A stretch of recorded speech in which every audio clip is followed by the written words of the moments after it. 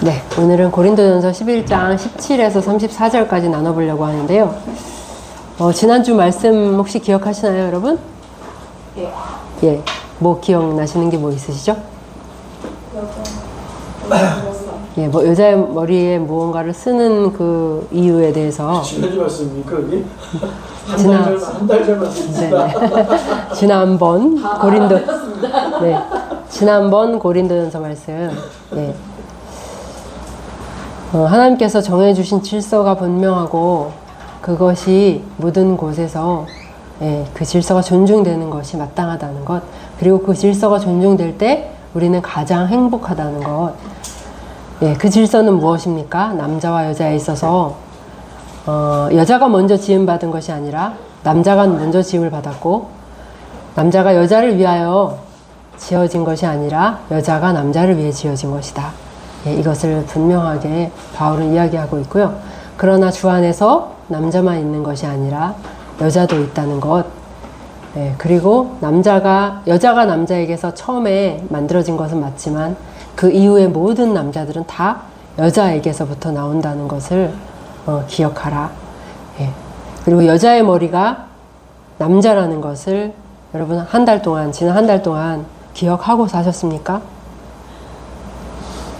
가정에서, 있는 곳에서.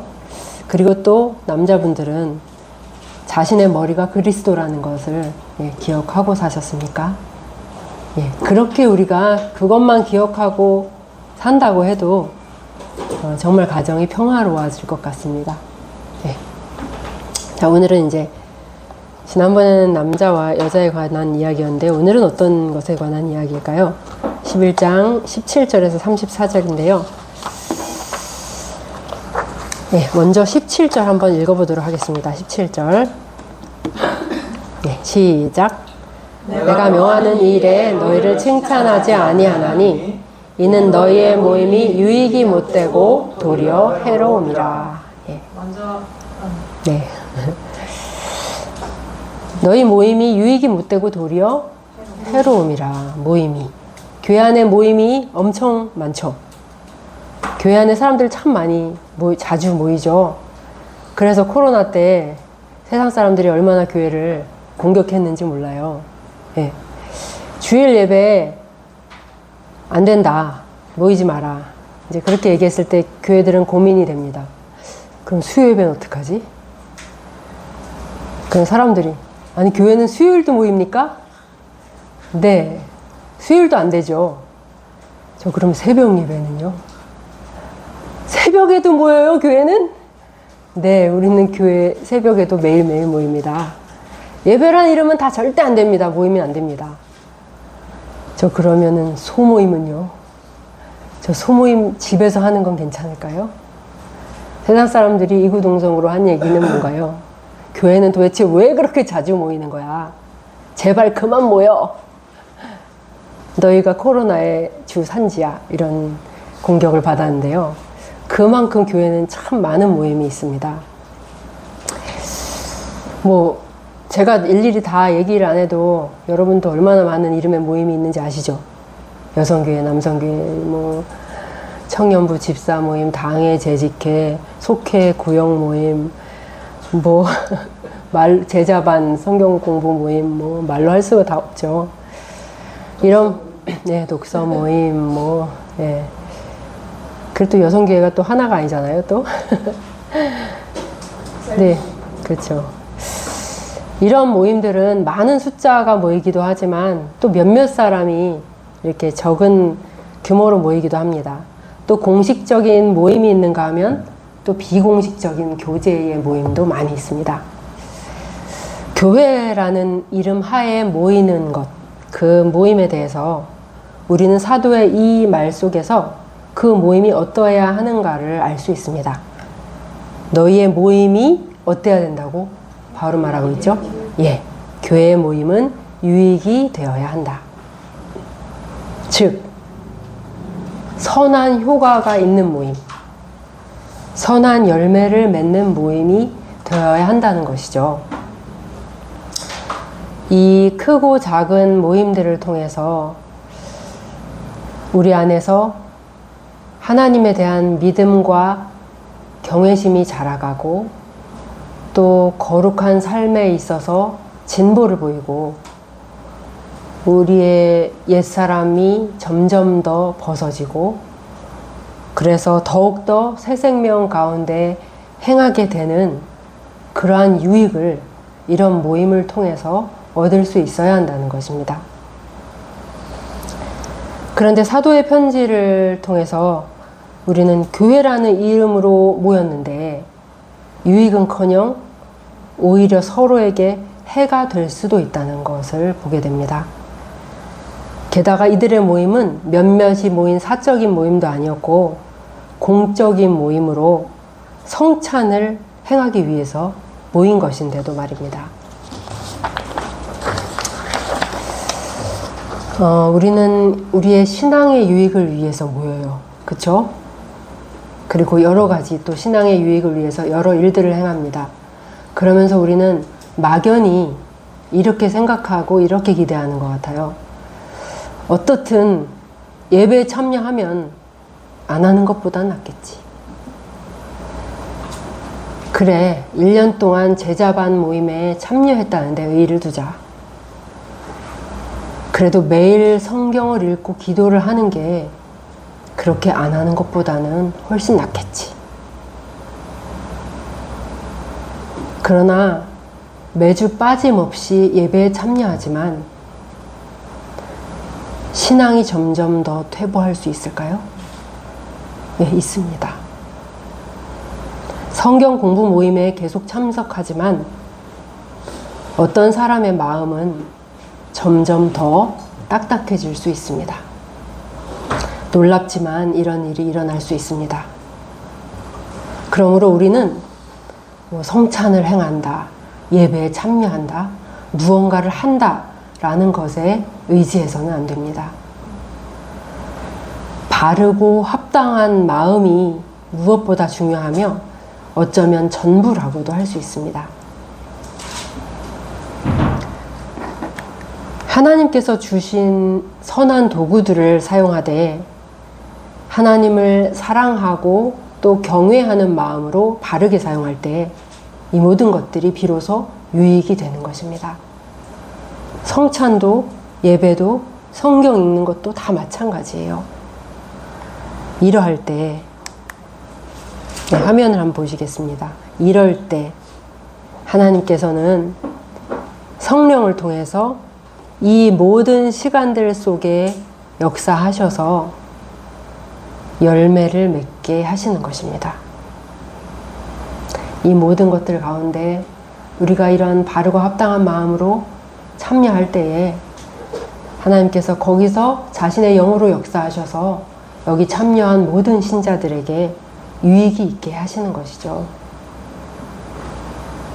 그런데 우리가 이런 모든 것들을 다 하기는 하지만 그릇된 태도로 이런 것들을 사용함으로써 이 모든 유익하고 정말 좋은 도구들을 쓸모없는 것으로 만들어 버린다면 이것이 얼마나 안타까운 일이 되겠습니까? 여기 이렇게 적혀 있죠. 하나님께서 주신 모든 은혜의 도구들은 우리가 잘 사용하기만 한다면 누구나 영적인 유익을 얻을 수 있다. 동의하십니까? 예. 여러분도 한번 그럼 읽어볼까요? 시작. 하나님께서 주신 모든 은혜의 도구들은 우리가 잘 사용하기만 한다면 누구나 영적인 유익을 얻을 수 있다. 나도 될까? 누구나예요. 여기에는 예외가 없습니다. 우리가 마음을 다해서 겸손함으로 이 주어진 은혜의 방편들을 잘 사용한다면 누구나 강한 믿음을 가질 수 있고 확신을 가질 수 있고 선한 열매들을 맺을 수 있는 것입니다. 네, 다음 18, 19절로 한번 가보겠는데요. 왜 바울이 모임의 해로움에 대해서 얘기를 했는가? 어떤 모임인가 도대체? 18, 19절 한번 읽어보도록 하겠습니다. 시작. 먼저 너희가 교회에 모일 때 너희 중에 분쟁이 있다 함을 듣고 어느 정도 믿거니와 너희 중에 파당이 있어야 너희 중에 옳다 인정함을 받는 자들이 나타나게 되리라. 네. 너희가 교회에 모일 때 너희 중에 분쟁이 있다는 얘기를 듣고 어느 정도 믿거니와. 왜 바울은 이렇게 말하고 있는 것일까요? 전에 들어서 사실인지 아닌지 모르니까? 처음에 네. 바울파, 베드로파 네. 그런 거기서도 분쟁이 있죠. 예. 파당 문제. 네. 근데 왜 어느 정도 믿거니와 이렇게 말했을까요? 그 얘기들이 신빙성이 없다고 생각했을까요? 예, 그건 아닌 것 같아요. 목회적인 관점에서 아마 바울은 이렇게 말했던 것 같아요. 예. 내가 많은 얘기들을 전해 들었고 어느 정도 그것을 믿는다 라고 바울은 표현하고 있는데, 제가 이렇게 생각하면 생각할수록 참 지혜로운 표현이다, 이런 생각이 들더라고요. 만약에 우리가 우리 자녀들이나 우리 배우자들에 대해서 어떤 좋지 않은 소문들, 좋지 않은 소식들을 계속해서 전해 들었을 때 듣자마자 우리가 그거를 기정사실화하고는 그것을 전제로 해서 이렇게 하고 저렇게 했다면서 왜 그랬어? 뭐 이런 식으로 얘기를 하는 건 지혜롭지 않겠죠. 저도 바울처럼 이렇게 얘기를 해보면 어떨까 하는 생각이 들어요. 너에 대해서 이러저러한 얘기를 들었는데 어느 정도는 믿을 만한 것 같다. 이렇게 얘기하면 부드러우면서도 또 진지하게 이야기를 풀어나갈 수 있을 것 같습니다. 19절에서 바울은 너희 중에 파당이 있어야 너희 중에 옳다 인정함을 받는 자들이 나타나게 되리라 라고 말하고 있는데요. 너희 중에 파당이 있어야, 파가 있어야 옳다 인정함을 받는 자들이 나타나게 되리라. 여러분은 이 구절을 어떻게 이해하셨나요? 예. 한번 그러면 두 개의 번역본을 한번 볼게요. 한번 보겠습니다. 자, 공동 번역은 뭐로 되어 있냐면, 예, 하기야 여러분 가운데서 진실한 사람들이 드러나려면 분파도 있어야 할 것입니다. 자, 새 번역은 하기야 여러분 가운데서 바르게 사는 사람들이 환히 드러나려면 여러분 가운데 파당도 있어야 할 것입니다. 예, 그 번역본들은 다 이렇게 돼 있어요. 좋은 의미로 해석하죠. 네네네. 여러분, 많은 사람들이요, 교회 안에는 절대로 파당이 있으면 안 되고 절대로 분열이 있으면 안 된다, 이렇게 생각해요. 그래서 일단 분쟁이 생기고 막 파가 나뉘고 하면은 너무 낙심을 해가지고 세상에, 교회가 세상과 다른 게 뭔가 막 이렇게 절망하면서 기독교 신앙 자체에 회의를 가지는 사람도 있고요. 그래서 결국은 교회를 아예 완전히 떠나가는 그런 사람들도 보았습니다. 아마 고린도 교회 안에도 늘 다투고 분쟁하고 싸우고 하는 그 자신의 교회 공동체를 보면서 아마 염려하고 있었던 신실한 신자들이 있었을 것입니다. 이런 자들이 낙심하지 않도록 사도는 이 사실을 알려주고 싶었던 것 같아요. 물론 교회 안에 나뉘고 사람들이 서로 막 나뉘고 어떤 그 분쟁이 있고 하면 이 일은 우리 마음을 정말 아프게 하고 그 슬픈 일인 것은 분명합니다. 그렇게 탄식하는 게 옳은 것이죠. 그러나 그것이 전부가 아닙니다. 사도는 교회 내의 분열과 분쟁을 통해서 우리가 볼 수 있고 얻을 수 있는 또 다른 중요한 것이 있다 라고 이 구절에서 말하고 있는 것입니다. 물론 분쟁도 전혀 없고 파당도 전혀 없고 모든 교회 공동체가 모두 다 성경적인 시각을 가지고 모두 다 한 방향에 동의해서 오직 한 마음으로 나간다면 그게 제일 좋은 거겠죠. 그러나 현실적으로 그것은 거의 불가능한 것 같아요. 예. 여러 이유나 상황들로 인해서 교회 안에 분열이 계속해서 일어나고 있는 것은 부인할 수 없는 현실인 것 같습니다. 그런데 이 분열이 어떤 분열이든 간에 이 모든 분열과 다툼들이 가져오는 게 있어요. 가져오는 공통적인 결과가 있다고 사도는 말합니다. 그게 뭘까요? 드러난다는 것입니다. 여러분, 별다른 일이 없을 때 우리는 사람들의 속에 있는 것을 잘 알지 못해요. 20년, 30년 같은 교회에 다닌 사람들이라 그래도 그럴 수 있습니다. 그런데 어떤 사건이 일어나거나 일이 생기게 되면 그것을 해결해 가는 과정 속에서 각 사람의 목소리가 들려오게 되고 그동안 알지 못했던 많은 것들이 드러나게 됩니다. 우리 이전 교회에서도 그런 것들을 이제 볼 수 있었는데요. 섬주 자매가 속해 있었던 헝가리 한인교회에서도 그런 모습을 볼 수가 있었습니다. 평상시에 사람들은 목사님한테 큰 불만이 없어 보였고 또 목사님의 가르침에도 동조를 하는 것처럼 보였습니다. 그런데 그 목사님이 은퇴하는 때가 되고 또 새로 담임 목사를 초빙하는 때가 되자 많은 사람들이 자신의 목소리를 높이기 시작했고 자신의 진정한 생각들을 드러내기 시작했습니다. 어떤 사람들은 이전의 목사님을 아주 크게 비난하는 사람들도 있었고 또 새로 올 목사는 어떤 사람이어야 되는가에 대해서도 자신의 생각을 드러내기 시작한 것입니다. 새로 올 목사의 자질과 목사상에 대해서 자신의 본심이 이제 드러나게 된 것이죠. 그 과정에서 각자의 신앙의 참모습과 숨은 생각들이 아주 많이 드러나게 된 것입니다. 사도는 말합니다. 파당이 있어야 너희 중에 옳은 자가 가려질 것이다.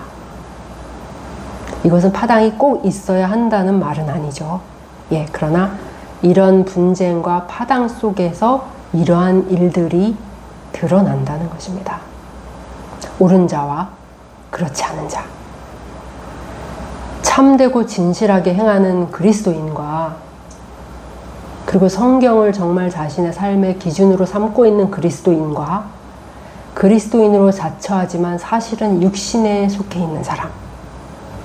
이런 사람들이 이 파당과 분열을 통해서 드러나게 되며 어떤 자들의 위선과 어떤 자들의 신실함이 나타나게 된다는 것입니다.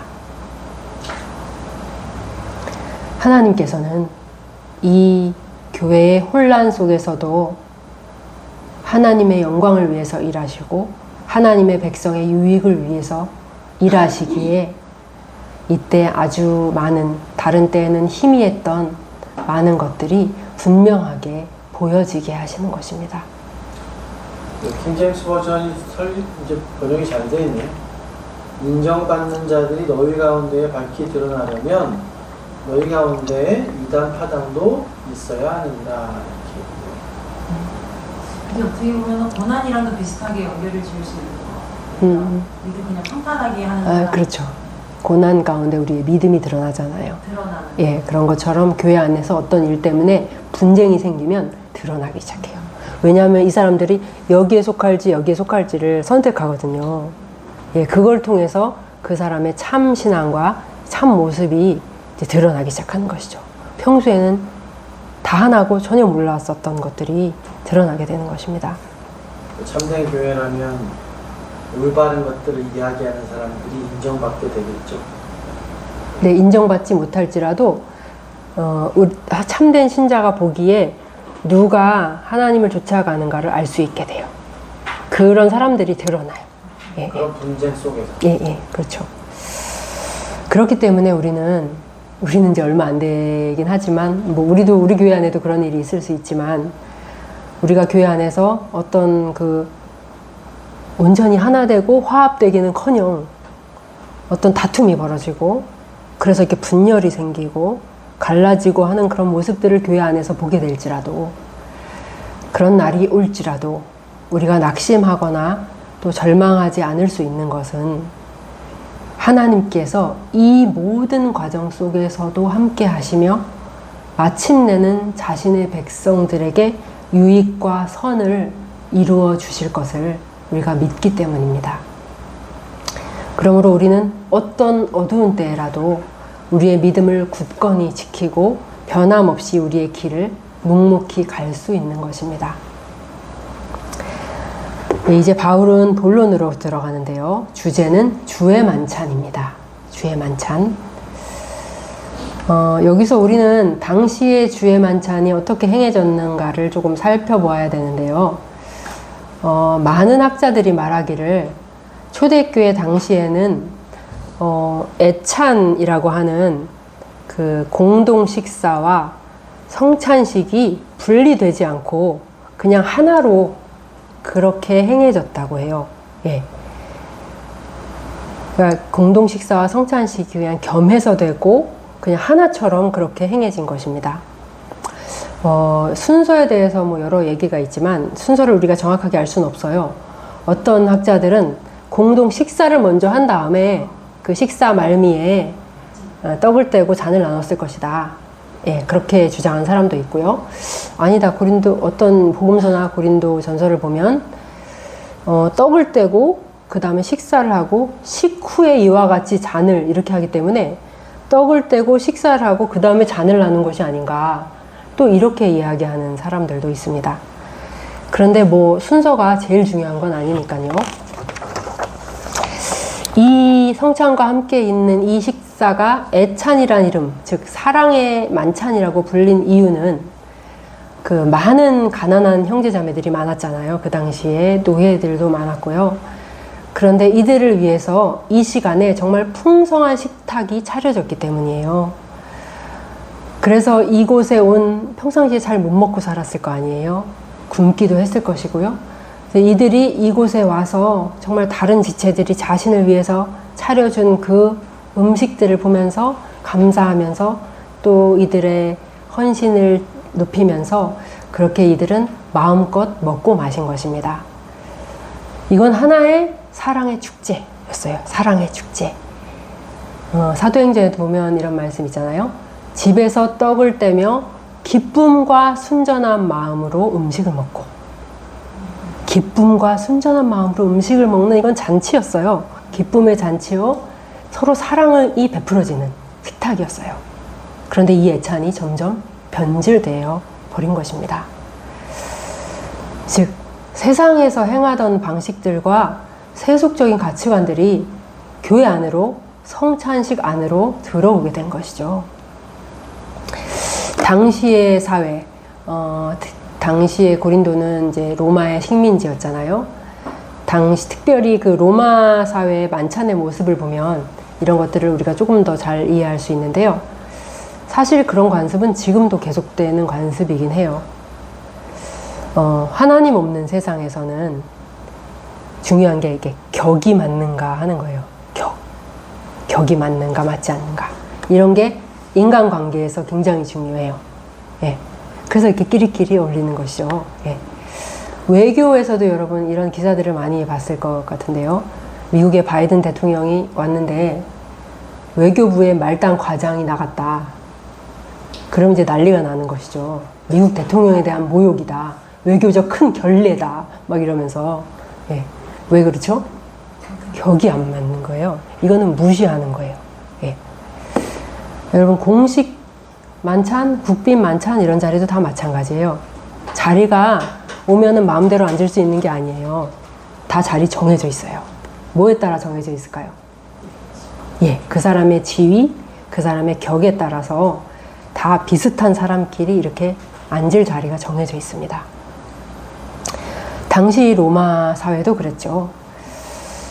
부유하고 신분이 높은 사람들이 이제 다른 사람을 자신의 만찬에 초대했을 때 친구들을 쭉 초대하는데 그 친구들이 지위가 다 같지는 않았을 거 아니에요. 예. 그렇게 되면 주인과 비슷한 수준의 혹은 주인보다 더 높은 신분의 이런 사람들은 주인과 같은 식탁에 앉아요. 그런데 이제 그렇지 않은 경우는 식탁에 앉지 못하고 안뜰에서 베풀어진 음식을 먹거나 하는 경우들이 있습니다. 그리고 이때는 주인의 식탁에 차려졌던 음식의 종류나 주인의 식탁에 제공되는 술과 또 그 뜰에 있는 자들에게 주었던 음식의 종류는 또 달랐다 그래요. 당시의 교회 모임은 지금처럼 예배를 위해서 교회 뭐 이렇게 이런 모임으로 특별히 지어진 건물이 없었잖아요. 그렇기 때문에 대부분 부유한 교인의 집에서 모였어요. 넓어야 되잖아요. 예. 그래서 거기서 예배를 드리거나 어떤 공적인 모임을, 교회 공적인 모임을 가졌는데 많은 사람들이 모였겠죠.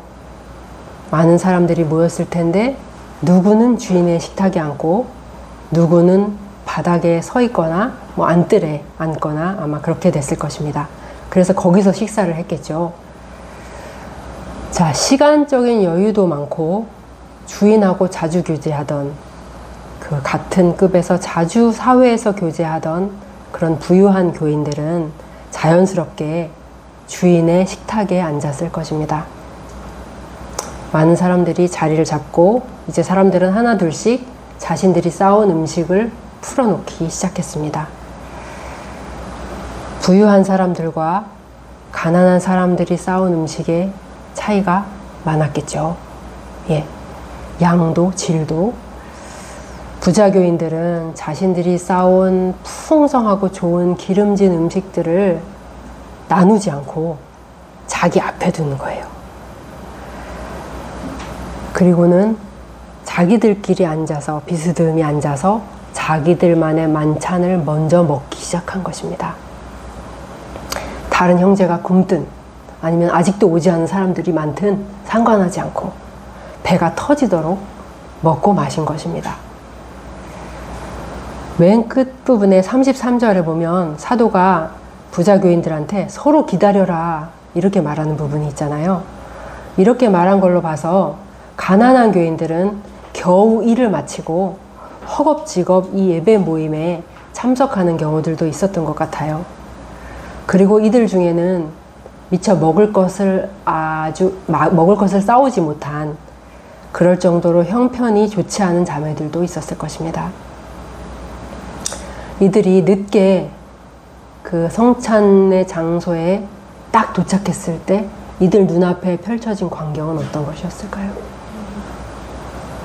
먹다만 음식들이 지저분하게 널려진 식탁들과 그 부자 교인들 앞에 수북히 쌓여있는 고기 뼈다귀들, 배가 불러서 나른해하고 있는 사람들, 궁핍한 형제 자매들은 그 앞에서 남은 음식으로, 얼마 안 되는 그런 음식으로 겨우 시장길을 달래거나 아니면 아예 먹지 못한 채로 앉아 있다가 돌아가는 경우들도 있었을 것입니다. 만약에 우리가 그들이었다면 조롱받는 느낌이 들지 않았을까요? 멸시받는 느낌이 들지 않았을까요? 지가 그랬다면 바로 교회 안 나오죠. 그렇죠. 예, 사도는 20절에서 이렇게 말합니다. 그런즉 너희가 함께 모여 주의 만찬을 먹을 수 없다. 이거는 원어를 직역하면은 이런 말이에요. 이것은 주의 만찬이 아니다. 사도는 너희들의 그것은 주의 만찬이 아니다 라고 말하고 있습니다. 우리 20절에서 22절까지 한번 다 같이 읽어보겠습니다. 시작. 그런즉 너희가 함께 모여서 주의 만찬을 먹을 수 없으니 이는 먹을 때에 각각 자기의 만찬을 먼저 갖다 먹음으로 어떤 사람은 시장하고 어떤 사람은 취함이라. 너희가 먹고 마실 집이 없느냐? 너희가 하나님의 교회를 업신 여기고 빈궁한 자들을 부끄럽게 하느냐? 내가 너희에게 무슨 말을 하랴? 너희를 칭찬하랴? 이것으로 칭찬하지 않노라. 이곳에 주님의 임재 의식은 전혀 없구나. 너희는 주님의 이 예식을 아주 볼썽사나운 것으로 만들고 있구나. 사도는 이렇게 책망하고 있는 것입니다. 너희가 먹고 마실 데가 없어서 교회에 와서 그런 흉한 행동을 벌이느냐? 그게 교회를 우습게 여기고 가난한 형제 자매들을 수치스럽게 하는 것이 아니라면 대체 무엇이란 말이냐? 이들은 함께 모였을 때 주 안에서 한 가족이라고 하는 공동체 의식이 거의 없었던 것 같아요. 가족이라면 그렇게 대할 수 있었을까요? 이 부유한 교인들에게서는 어떠한 사랑도 배려도 찾아볼 수가 없었습니다. 이들은 다른 지체들의 필요에 무감각했고 또 매정한 사람들이었습니다. 이렇게 함으로써 아름다운 교제와 연합을 강화해야 할 그 만찬의 자리가 오히려 분열을 조장하고 서로의 마음에 상처를 깊게 남기는 그런 시간이 되었던 것입니다. 이 소식을 전해 들은 사도는 얼마나 기가 막혔을까요? 얼마나 마음이 좋지 않았을까요? 그래서 사도는 2번이나 그런 말을 하죠. 나는 이 일에 너희를 절대 칭찬할 수 없다. 내가 너희를 칭찬하랴 절대 그럴 수 없다. 다른 모든 문제들에 있어서 늘 그렇듯이 사도는 근본으로 돌아갑니다. 본질과 교리로 돌아가는 것이죠. 본질은 무엇입니까? 대체 성찬이란 무엇인가? 왜 우리는 이것을 행하는가? 그것을 살펴볼 때 우리는 어떻게 해야 할지를 알게 되는 것입니다. 모든 문제가 다 그렇죠. 그 방식만을 바꾸려고 하는 것은 어리석은 짓입니다. 근본으로 들어갈 때 진정한 해결책이 나오는 것이죠. 예, 23절부터 이제 사도는 말하고 있는데요. 23절에서 26절까지 이 구절은 우리가 지금까지 한 500번은 듣지 않았을까요? 예전 교회에 있을 때도 성찬 때마다, 주의 만찬 때마다 듣지 않으셨습니까? 그쵸? 예, 그렇지만 우리는 이 구절을 들을 때 어떻게 들었나요? 다 아는 얘기, 그렇지, 그렇지. 이 구절을 우리 지금 한번 하나하나 묵상하면서 천천히 읽어보면 좋겠습니다. 큰 소리로 읽지 않아도 되는데요. 23에서 26절까지 각자 한번 읽어보겠습니다. 시작. 내가 너희에게 전하는 것은 주께 받은 것이니 곧 주 예수께서 잡히시던 밤에 떡을 가지사 축사하시고 떼어 이르시되 이것은 너희를 위하는 내 몸이니 이것을 행하여 나를 기념하라 하시고 식후에 또한 그와 같이 잔을 가지시고 이르시되 이 잔은 내 피로 세운 새 언약이니 이것을 행하여 마실 때마다 나를 기념하라 하셨으니 너희가 이 떡을 먹으며 이 잔을 마실 때마다 주의 죽으심을 그가 오실 때까지 전하는 것이니라. 예, 다 읽으셨다고 생각하고, 자, 첫 번째 성찬, 그리고 이 성찬에 대한 바울의 가르침은 어디에서부터 온 것입니까?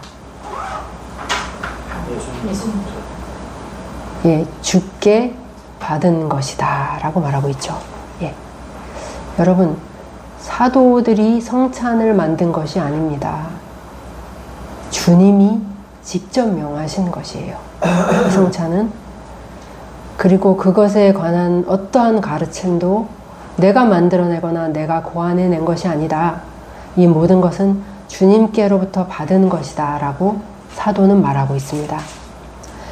이것을 바울이 하나님께 직접 계시로 받은 것인지 아니면 계속 제자들을 통해서 전해 내려오던 것을 사도가 받고 그것에 대한 어떤 해석과 그것의 적용을 주님께로부터 들은 것인지 그것은 알 수 없지만 사도는 분명하게 말합니다. 내가 너에게 전한 것은 주께 받은 것이다 라고 그 권위를 분명하게 말하고 있습니다. 두 번째, 이 성찬은 주님께서 언제 정하시고 명하신 것입니까? 예, 주님이 죽임당하러 잡히시던 그 밤에, 그리고 잡혀서 죽으시기 전날 밤에 어느 자리에서? 6월절 만찬의 자리에서 주님이 명하신 것입니다. 셋째, 주님께서 명하셨던 것은 이것인데요. 이것을 행하여 나를 기념하라. 행하라, 기념하라. 이 두 가지입니다. 이것을 행하라. 뭘 행하라고 하시는 것이죠? 뭘 행하라는 것이죠?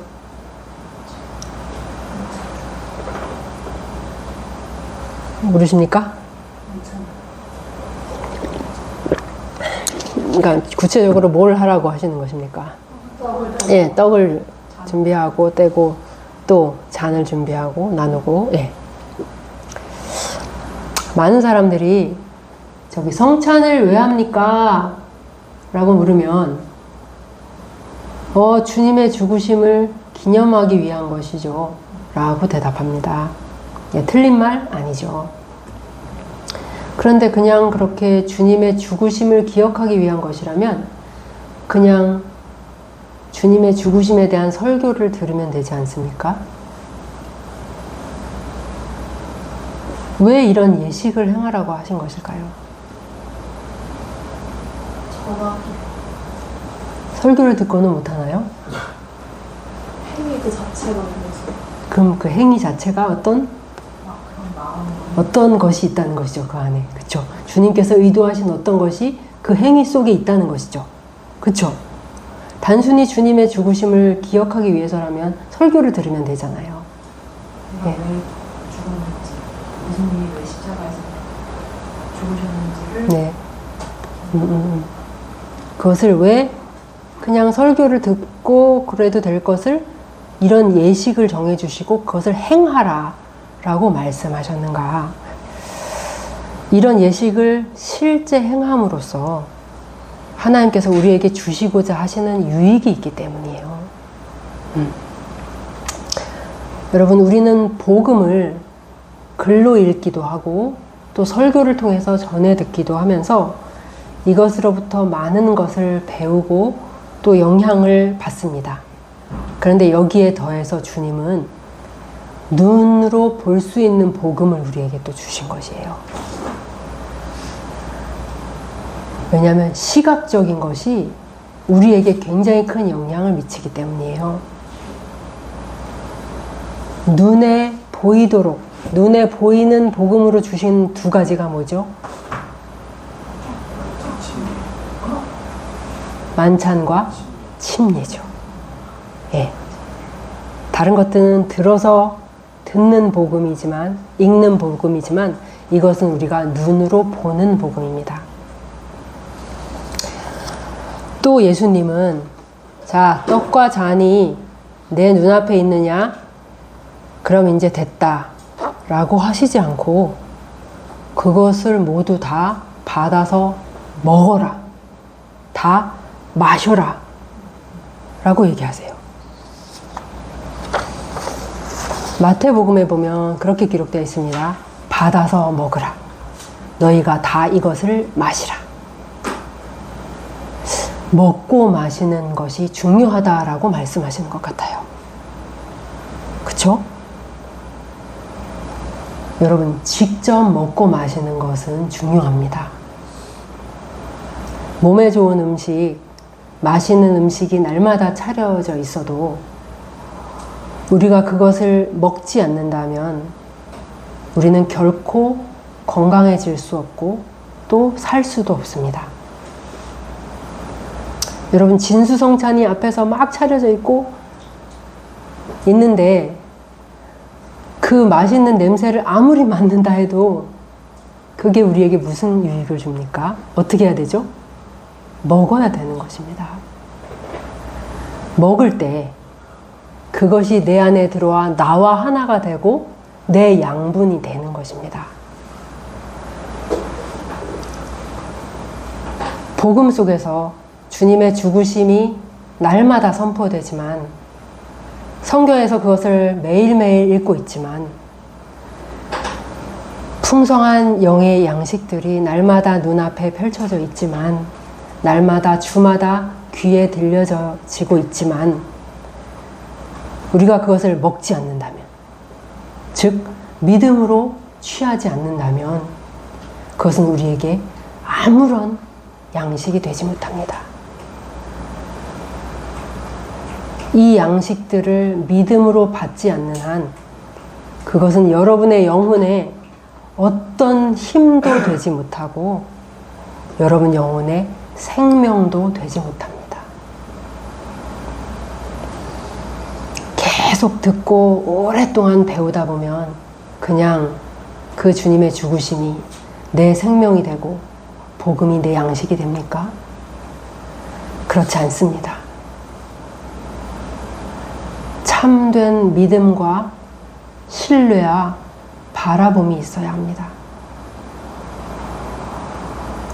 십자가를 바라보고 묵상하는 가운데 주님의 죽으심을 내 것으로 취해야 하며 주의 살과 피를 내 것으로 취해야 하는 것입니다.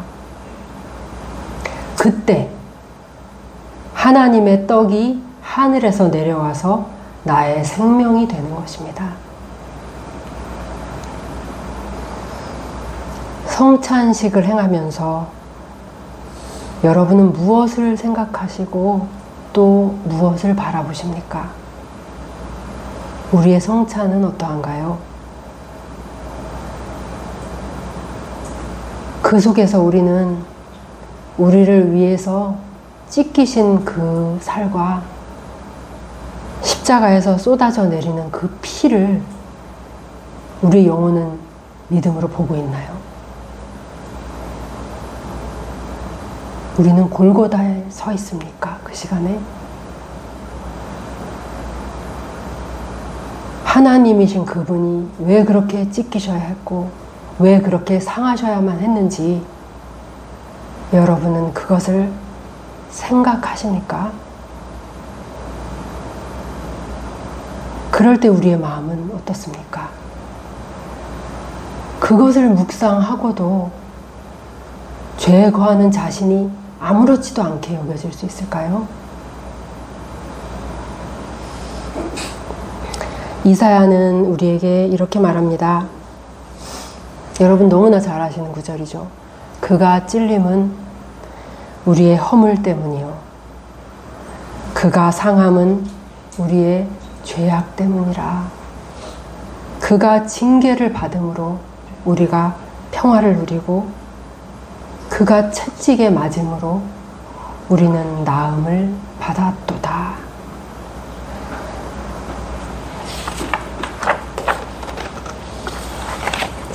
성찬의 그 자리에서 우리는 예수 그리스도를 찌르고 상하게 한 나의 죄, 나의 악을 보고 계십니까? 이토록 악하고 자격 없는 자들을 위해서 하늘로부터 내려오신 그 큰 사랑을 보고 계십니까? 흠없고 지극히 거룩하신 하나님의 아들이 찢기시고 재물이 되어 쪼개지신 그 사이로 얼마나 찬란하고 눈부신 구원의 빛이 비추이는지, 영원한 구원 그리고 완전한 구원의 길이 그분의 육체를 찢고 가르고 열려 있는 것을 우리는 보고 있습니까? 히브리서 기자는 이렇게 말하죠. 한번 읽어보겠습니다. 히브리서 10장 20절 시작. 그 길은 우리를 위하여 휘장 가운데로 열어놓으신 새로운 살 길이요 휘장은 곧 그의 육체니라. 영원히 저주받고 심판받을 수밖에 없는 패역한 죄인들이 용서받을 수 있는 유일한 그 길의 아름다움을 여러분은 보고 계십니까? 이것이 성찬의 떡과 잔으로 그대로 나타나 있는 것입니다.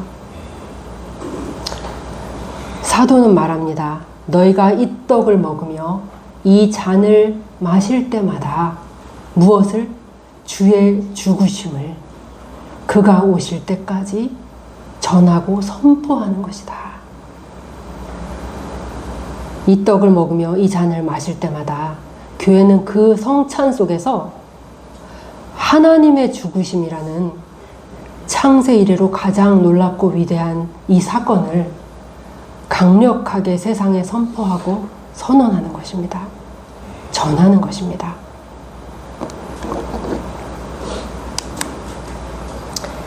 그러므로 사도는 말합니다. 27절에서 그러므로 누구든지 주의 떡이나 잔을 합당하지 않게 먹고 마시는 자는 주의 몸과 피에 대하여 죄를 짓는 것이니라. 날마다 분쟁을 일삼고 또 음란을 행하고 주님을 위해 낮아지는 삶 대신에 자신을 자랑하고 높아지고 그리고 세속적인 그런 삶만을 지향하고 심지어는 성찬식 바로 전에 있는 그 애찬의 공동 식사에서도 그렇게 이기적으로 행동하면서 자기 배를 채울 생각만 하던 사람들이 태연하게 성찬에 참여하려고 했을 때 바울은 이들에게 브레이크를 걸고 있는 것입니다. 잠깐! 주의 떡이나 잔을 합당하지 않게 먹고 마시는 자는 주의 몸과 피에 대해 죄를 짓는 것이다. 너희가 그렇게 행동하면서 주의 잔과 떡에 참여한다면 그것은 주님을 무시하고 주님을 멸시하는 것이다. 너희는 복음을 멸시하는 것이다. 라고 사도는 말하고 있는 것입니다. 만약에 우리가 어떻든 그저 복음을 믿기만 하면 누구든 다 참여할 수 있다고 주의 만찬에 대해서 혹시 그렇게 생각해 왔다면 우리 모두는 이 말씀으로 경고를 받을 필요가 있습니다.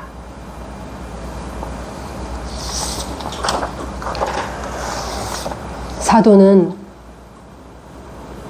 너희가 성찬에 참여하는 것이 합당한가를 살펴야 한다고 말하고 있으며 혹 주의 만찬에 합당하지 않은, 예를 들면 주님을 공경하는 마음이 없이 참여하거나 믿음이 없거나 혹은 자신이 죄라고 분명 알고 있으면서도 계속해서 완고하게 그 죄에 거하는 자들, 이런 자들은 이런 태도로 참여함으로 인해서 오히려 죄를 짓는다라고 말하고 있기 때문입니다. 공동 번역 성경은 이런 자는 주님의 몸과 피를 모독하는 죄를 범하는 것이다 라고 말하고 있습니다. 그 미국의 훌륭한 강해 설교자로 알려진 존 메가더 목사님, 여러분 너무나 잘 아실 텐데요. 존 메가더 목사님이 이제 심호하는 교회에서 어느 날 광고 시간에 목사님이 이렇게 말했습니다. 자, 다음 주에는 성찬이 있습니다. 예, 세례 교인 이상인 분들은 모두 다 이 성찬에 참여하시게 될 것입니다. 그러나 저 두 자매는 성찬에 참여할 수 없음을 성부와 성자와 성령의 이름으로 공포합니다. 이렇게 얘기를 하신 거예요. 그 두 자매는 어떤 사람이었을까요? 한 자매는 남편과 별거하고 아직 이혼을 하지 않은 상태에서 다른 남자와 사귀면서 계속 성적인 관계를 맺고 있었는데 교회가 그녀에게 수차례 경고하였지만 말을 듣지 않았고, 또 한 자매는 혼인도 하기 전에 애인과 동거를 하고 있던 자매였다고 합니다.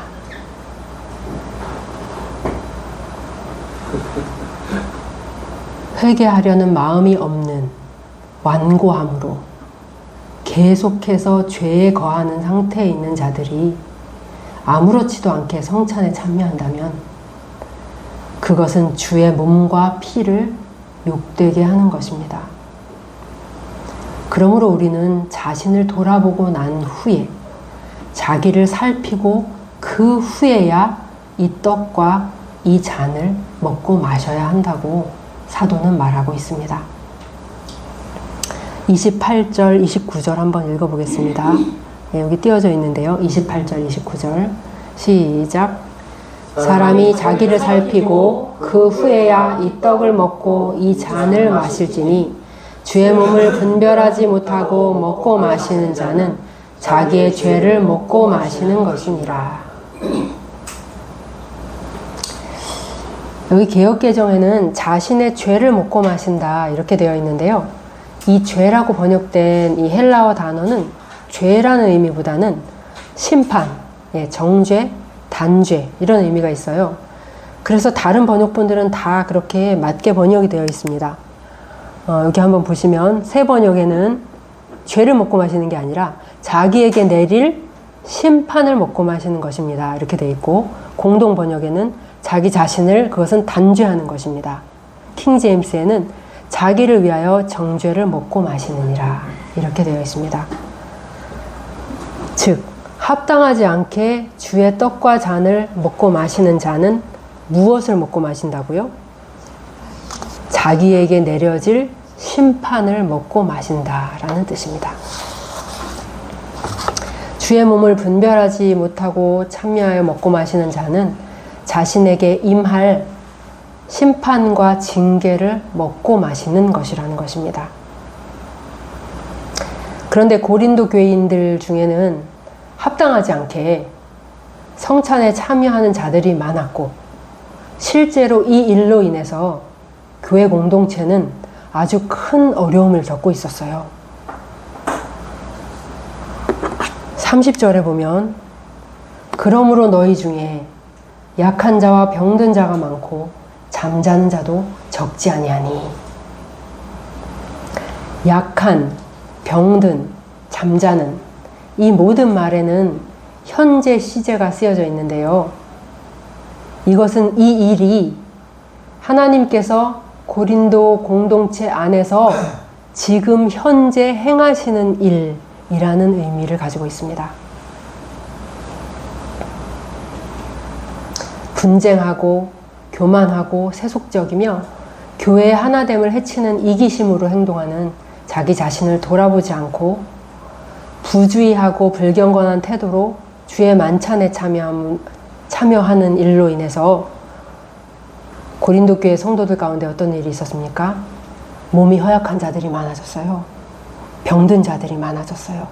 아픈 자들이 많아졌고 심지어는 갑작스럽게 죽음에 이른 자들도 적지 않다고 바울은 말하고 있습니다. 고린도 교회의 혼란에 대해서 전해드리면서 이 질병과 죽음이 교회에 임하고 있다는 소식을 사도는 또한 같이 전해들었던 것 같습니다. 하나님께서 직접 제정하시고 특별히 명하신 거룩한 예식을 우리가 하찮게 여기고 또 함부로 대하는 것이 얼마나 위험한 일인가를 하나님께서는 고린도 교회를 통해서 가르쳐주고 계십니다. 31절 말씀처럼 우리가 우리를 살폈으면, 만약 그들이 자신을 살폈더라면 그런 일이 없었을 것입니다. 그들이 그들 자신을 살펴서 자신들의 잘못을 깨닫고 회개하는 마음으로 주의 떡과 잔을 받았다면 주의 판단을 받지 않았을 터인데, 그들이 자신을 살피지 않았기에 누가 그들을 살피신 것입니까? 주님께서 그들을 살피시고 주님께서 그들을 판단하신 것입니다. 여러분, 내가 나를 살피는 것이 좋겠습니까? 주님께 살피도록 하는 것이 좋겠습니까?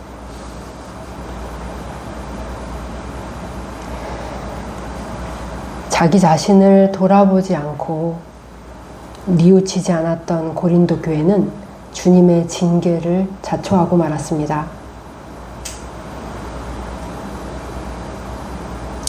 우리는 주의 만찬에 어떻게 참여하고 있는지 모르겠습니다. 이번 주에 만찬이 있다는 것을 우리가 전해 들었을 때 우리는 그 만찬을 앞두고 내가 주의 거룩한 상에 앉아서 먹기에 합당한 자인가를 반드시 돌아볼 필요가 있습니다.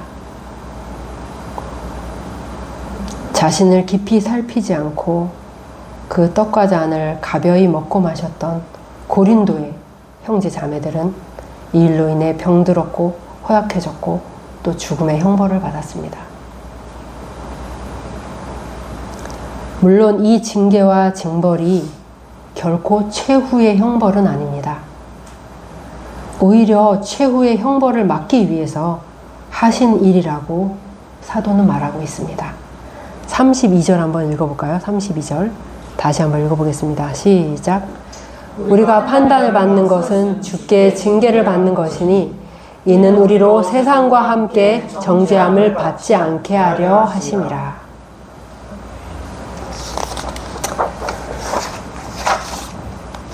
사도는 이것이 주께서 사랑하시는 이들에게 주시는 징계이며 이러한 징계를 하시는 이유는 너희들로 하여금 세상과 똑같은 정죄로 완전히 멸망하지 않도록 하기 위해서라고 말하고 있습니다.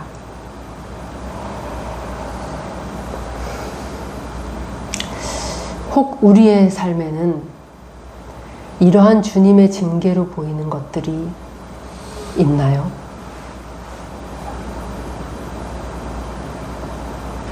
히브리서 기자는 이것에 대해서 이렇게 말하고 있는데요. 한번 화면을 보시겠습니다. 제가 읽어볼게요. 내 아들아, 주의 징계하심을 경히 여기지 말며 그에게 꾸지람을 받을 때에 낙심하지 말아라. 주께서 그 사랑하시는 자를 징계하시고 그가 받아들이는 아들마다 채찍질 하심이라 하였으니 너희가 참음은 징계를 받기 위함이라. 하나님이 아들과 같이 너희를 대우하시나니 어찌 아버지가 징계하지 않는 아들이 있으리요. 징계는 다 받는 것이거늘 너희에게 없으면 사생자요 친아들이 아니니라. 그러므로 우리에게 이런 징계가 설령 현재 임하고 있다고 해도 우리는 낙심할 필요는 없습니다. 하나님께서 우리를 징계하시고 사랑하시는 아들을 채찍질 하시는 이 징계의 목적이 심판이 아니라 교정이기 때문입니다. 동시에 이 히브리서 기자는 주님의 징계하심을 어떻게 여기지 말라고 하고 있죠? 경히 주께서 징계하실 때 그것을 가볍게 여기지 말아라 라고 말하고 있습니다. 징계를 가벼이 여기지 말라는 것은 어떻게 하라는 것일까요? 주의 새끼가 돌이켜라. 그 징계에 대해 자신을 살피고 돌이킬 죄가 있다면 돌아서라는 것이죠. 바울은 다시 고린도 교회 주의 만찬의 자리로 돌아가서 이제 이렇게 말하고 끝을 맺습니다. 그런즉 내 형제들아, 먹으러 모일 때에 서로 기다려라. 만일 누구든지 희장하거든 집에서 먹을지니 이는 너희의 모임이 판단받는 모임이 되지 않게 하려 함이라. 그 밖의 일들은 내가 언제든지 갈 때에 바로 잡으리라. 17절에서 34절까지 아주 긴 구절들을 오늘 나눠봤는데요. 오늘 우리는 성찬의 의미, 그리고 성찬을 대하는 합당한 자세, 그렇지 않을 때 내려지는 징계, 그리고 주님의 경고에 대해서 살펴보았습니다. 성찬에 대해서 많은 사람들이 서로 논쟁을 하죠. 우리는 매달 한다. 그러냐? 우리는 매주 한다. 우리는 진짜 누룩 없는 떡으로 해. 우리는 진짜 포도주로 한다고.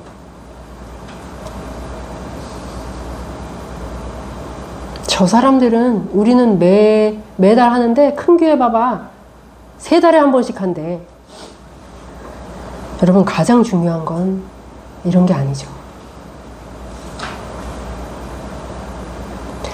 우리가 주님의 죽으심을 진정으로 묵상하며 그 은혜와 사랑을 우리 가슴에 더 깊이 새기는 시간이 되고 있는지, 복음에 담긴 사랑의 크기를 더 알아가는 그런 시간이 되고 있는지, 정말로 중요한 것들은 이런 것들입니다. 우리는 성찬의 시간에 이러한 것들을 기억해야 되겠습니다. 성찬은 하나의 분리된 시간으로 존재하는 것이 아니라 결국 우리의 삶을 호출합니다. 어떻게 살았는가가 반영돼요. 그리고 잘 행한 성찬은 다시 우리의 삶으로 흘러들어갑니다.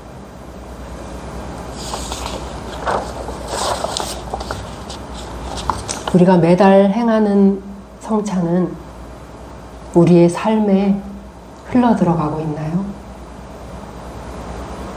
우리의 삶에는 주님의 죽으심이 있나요? 우리의 삶은 십자가에 못 박히신 그리스도를 생생하게 기억하고 사는 삶입니까? 아니면 그리스도 없는 삶입니까?